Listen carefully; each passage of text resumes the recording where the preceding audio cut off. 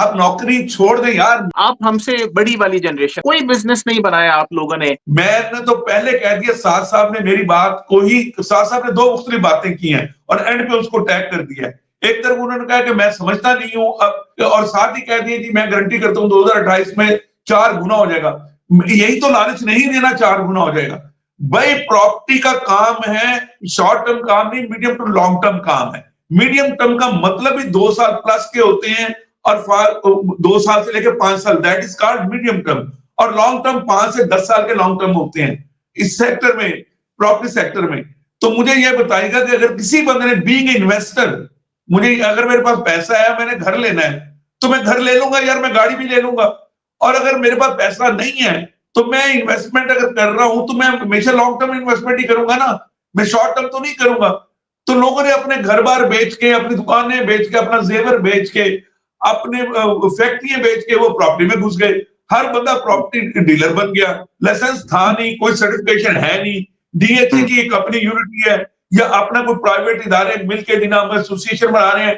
किसके पास गवर्नमेंट का लाइसेंस है कि वो अगर एक बीमा एजेंट, जो इंश्योरेंस कंपनियों को लाइसेंस सर्टिफाइड किए जाते हैं, या डॉक्टर को एक लाइसेंस दिया जाता है, या एक वकील को दिया जाता है, मुझे ये आज तक बता दें किस प्रॉपर्टी डीलर के पास वो ऑथोराइज्ड है, लाइसेंस है कि वो प्रॉपर्टी कंसल्टेंट बन सकता है। तो जो बंदा उठा वो प्रॉपर्टी एजेंट बन गया। लेकिन यहाँ पे एक बात है तो भट्टी साहब, ये रीजन थी कामरान साहब, देखिएगा ये रीजन थी। ये मैं ये नहीं कह रहा हूं कि 2025 जो है प्रॉपर्टी को का रिवाइवल की बात कर रहा हूं, मैं प्रॉपर्टी की रिकवरी की बात नहीं कर रहा हूं। रिकवरी 2024 में खरीदा हुआ माल, अगर किसी ने 2023 में 24 में भी माल गलत खरीद लिया है, खुद उसने लालच कर दी, तो वो तो अगले 10 साल नहीं निकलेगा।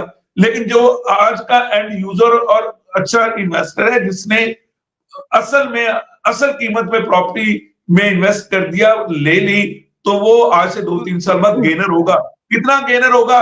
Not more than 20%। मैं 200% की बात नहीं कर रहा हूं। आप भी यहाँ पे, अल्लाह ताला हमारी जिंदगी करे, हम पे प्रोग्राम कर लेके दे दीजिए। अच्छा साद भाई, ओवर टू यू, आप रिबर्टल देना चाहेंगे? जी बिल्कुल, मैं इसके ऊपर सर को ये बताना चाहूंगा कि सबसे पहले सर ने बात किया कि भाई पाकिस्तान के अंदर कोई बिजनेस नहीं है, तो किसने करना था बिजनेस? हम हर चीज हुकूमत पे क्यों डालते हैं? हुकूमत ने क्यों करनी है बिजनेस?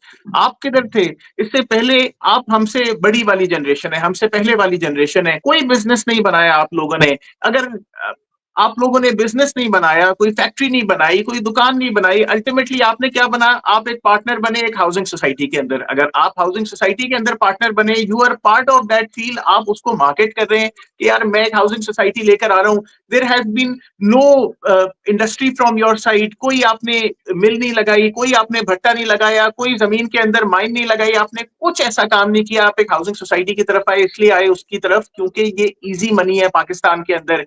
रियल्टर भी, वो रियल्टर मेरे जैसा जिसने पढ़ाई अच्छी नहीं की, कोई बहुत अच्छा काम नहीं किया, कोई नौकरी नहीं मिल रही थी, उसने रियल एस्टेट मार्केट को आके ज्वाइन कर लिया और रियल एस्टेट मार्केट के अंदर चंद पैसे कि यार हमें मिल जाए, चलो यार मैं इधर से इसको एक फाइल बेच दूं तो कुछ कमीशन आ जाए, यार चलो मैं उसके अंदर कोई एक्सकवेटर लगा लूं। हम अनफॉर्चुनेटली इस तरीके के रियल्टर हैं।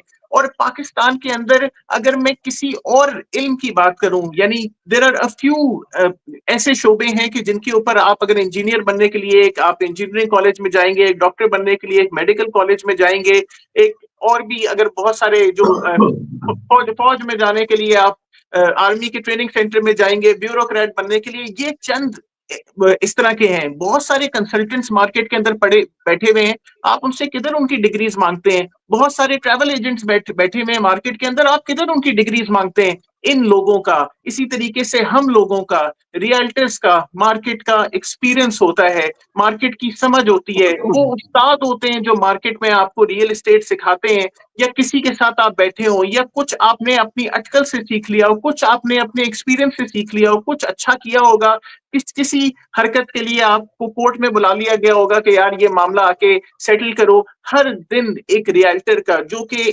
अपने आप के ऊपर, गवर्नमेंट के ऊपर बोझ बन के नहीं, किसी नौकरी वाले के ऊपर बोझ बन के नहीं, अपनी मदद आपके तहत मार्केट के अंदर 4 पैसे कमाने के लिए निकला हुआ है, आप उसके ऊपर भी कहें कि भाई यार जाओ किसी क्लास में पढ़ के आओ। और मैं कहता हूं कि पढ़ाई होनी चाहिए डेफिनेटली, लेकिन अनफॉर्चुनेटली हमारे बुजुर्गों ने ना, हमने डेफिनेटली, अगर मुझे कोई मौका मिले तो मैं तो जरूर पढ़ाना शुरू कर दूं लोगों को रियल एस्टेट। और मैं नाम भी रियल उस्ताद रखा हुआ है। कोई रियल एस्टेट सीखना चाहता है है तो डेफिनेटली मुझे पे करे, मेरे से रियल एस्टेट आके सीखे, मैं सिखाऊंगा भी और अच्छे रियल्टर मार्केट में बनाऊंगा भी, क्योंकि अल्हम्दुलिल्लाह मैं ये जानता हूं कि मैं खुद लोगों के लिए अच्छा सोचता हूं, अच्छा काम करता हूं, मेहनत की भी है इस मार्केट के अंदर, इस मार्केट को उस तरीके से समझता हूं। और मैं ये नहीं, जैसे मैंने कहा कि जी 2028 अच्छी मार्केट होगी, आज का टॉपिक और सवाल ये है कि 2025 कैसा रहेगा रियल एस्टेट की मार्केट के लिए। 2025 में सिर्फ आपको आदत होगी उस पिटाई की जो आपको पड़ रही है 2022 ऑनवर्ड। जैसे हमें आदत हो गई है कि बिजली जाती है तो हाँ भाई जाती है, पेट्रोल महंगा होता है तो हाँ भाई होता है, सीएनजी नहीं है उसकी लाइनों में खड़ा होना है तो हाँ भाई उसकी लाइनों में खड़ा होना है, आटा नहीं है, चावल नहीं है, चीनी नहीं है तो बस ठीक है यार, इंसाफ नहीं है तो बस ठीक है, नहीं है, उसके साथ हमने वैसे ही गुजारा करना है। तो 2025 गुजारे का साल होगा रियल एस्टेट के लिए। साल ने कहा शायद मैंने भुट्टी साहब ने पर्सनल अटैक किया। एक तो मैं साथ को ये बता दूं, मैं फाइनेंशियल एक्सपर्ट हूं और मैं फंड मैनेजमेंट का आदमी हूं। मेरा फुल टाइम प्रॉपर्टी काम नहीं है। मैं बीइंग इन्वेस्टर, मैं एक प्रॉपर्टी में मुझे ले जाया गया और मैं तो हमेशा प्रॉपर्टी के अगेंस्ट रहा हूं बीइंग ए फंड मैनेजर। मैं कनाडा में जब ट्रेनिंग लेने गया हुआ था 2001 में, तो मैं मैपल लीफ में जो अपनी फाइनेंशियल एक्सपर्टीज की सोशल सिक्योरिटी इंश्योरेंस कंपनियों की ट्रेनिंग ले रहा था, तो मैं वहां पे परेशान होता था कि मैं जब ट्रेनिंग ले रहा था तो हमारी ट्रेनिंग के बाद वहां पे प्रॉपर्टी एजेंट्स की ट्रेनिंग होती थी, उनको सर्टिफिकेट्स, वो एक प्रॉपर्टी 1 रुपए का काम नहीं कर सकते। फिर मुझे पता चला अमेरिका में भी ऐसा होता है, फिर मुझे पता चला लंदन में भी ऐसा होता है। यानी प्रॉपर्टी एजेंट बगैर सर्टिफिकेशन के आप प्रॉपर्टी की सेल परचेज नहीं कर सकते। 1 करोड़ वाला प्लॉट अगर मैंने बेवकूफ बन के 10 करोड़ में खरीद के 20 करोड़ के चक्कर में बेचने के चक्कर में साल में पड़ गया हूं, तो जो आपने कहा कि ठग जब तक रहेंगे, वो ये बात आपकी ठीक है। मैं कहता हूं एबनॉर्मल चीजें नहीं होनी चाहिए, कभी भी नहीं होनी चाहिए। जहां तक बात आपने की, सबसे पहले तो मैं भट्टी साहब को क्लियर करूं कि ये एक मुकालमा हो रहा है, इसके अंदर मैं कतन आपकी किसी बात का बुरा नहीं मान रहा, और मैं पेशे से रियल्टर ही हूं डे वन से, और आज भी रियल्टर हूं, और मैं कश्तियां जला के यहाँ पे इस मार्केट के अंदर आया था, कोई और नौकरी नहीं मिल रही थी, कोई नौकरी दे नहीं रहा था, तो रियल एस्टेट ही किया और रियल एस्टेट सीखता हूं और आपसे साल भी सीखूंगा। आप सॉरी मैं काट रहा हूं, आप मालिक बनने आए थे, आप मालिक बन के बात करें। आप नौकरी छोड़ दें यार। मैंने 25 साल कॉर्पोरेट में नौकरी की है। मैं आज उस नौकरी पे मुझे शर्मिंदगी होती है कि मुझे नौकरी नहीं करनी चाहिए थी, मुझे अपनी कंपनी बना लेनी चाहिए थी। मैं आपसे एग्री कर रहा हूं, जो कि इस वक्त मैं कंपनी का मालिक हूं, उसमें रियल एस्टेट शामिल नहीं है, ये भी मैं आपको बता।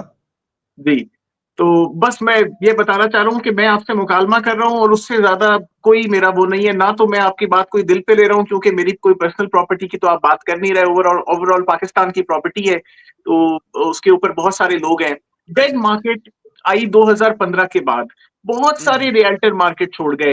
जो जिस दफ्तर को मैंने 37,000 रुपए रेंट के ऊपर 2014 में शुरू किया था, 2016 में मैंने उसी दफ्तर का रेंट 17,000 रुपए देना शुरू किया कि मार्केट के रेंट ही खत्म हो गए थे, इतनी बचत हो गई थी। मैंने भी लैंडलॉर्ड को कहा कि भाई हो नहीं रहा पूरा 37,000 रुपए। उसने कहा यार तुम कितना देना चाहते हो?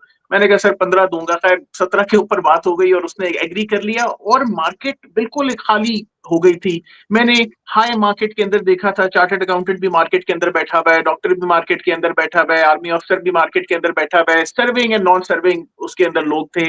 लोग बेइंतहा मार्केट के अंदर थे, लेकिन मार्केट के अंदर अपने ही बंदे, बाद में कोई किसी ने फ्रूट की रेडी लगाई, किसी ने करीम चलाई, किसी ने और कोई काम किया, अलग अलग शोबों में चले गए, क्योंकि ये लोग अलग अलग शोबे से आए थे।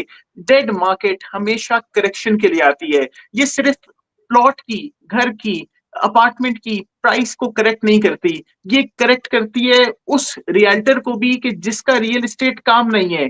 और जब आपका काम रियल एस्टेट नहीं है, आपको पता है कि मेरे अब्बा की करियाना की दुकान है, मैं उधर जाके बैठ जाऊंगा, मेरे अब्बा की फैक्ट्री है, मैं उधर जाके बैठ जाऊंगा, मेरे पास एक गाड़ी खड़ी है, मैं उसको टैक्सी चला लूंगा, मैं कुछ और काम कर लूंगा, और रियल एस्टेट से कोई दिल लगी नहीं है आपकी, कोई वाबस्तगी नहीं है, आपको नहीं समझ आता ये काम, आप फर्जी बहते हुए पानी के अंदर आप हाथ अपने धो लेते हैं, तो आप रियल्टर नहीं है। डेड मार्केट इस तरह के लोगों को भी आके साफ करती है, और बचता वही कामरान भाई जैसा, मेरे जैसा मार्केट का रियल्टर है, जो कि डेड मार्केट पे सब्र करता है।